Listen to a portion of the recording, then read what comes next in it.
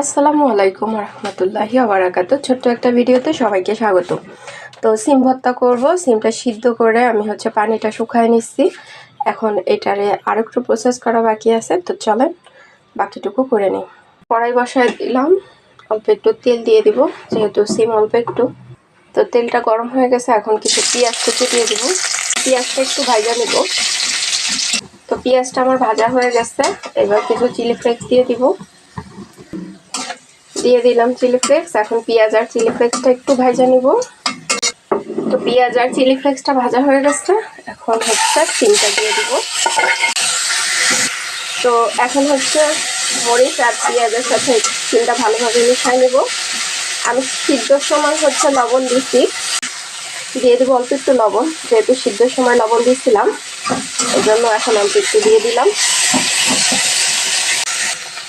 কিছু ধনিয়া পাতা, এটাও মিশিয়ে নিব। যেহেতু আমার ভর্তাটা হয়ে গেছে, এখন নামাই নিব। চুলা অফ করে দিব। চুলা অফ করে দিলাম। তো এই যে হয়ে গেল আমার ঝটপট সিম ভর্তা। আমি আমার মতো করে রেসিপিটা শেয়ার করলাম আপনাদের সাথে। কেমন লাগে সবাই জানাইতে পারেন। তো আবার দেখা হবে অন্য কোনো ভিডিওতে। সে পর্যন্ত সবাই ভালো থাকবেন। আল্লাহ হাফেজ।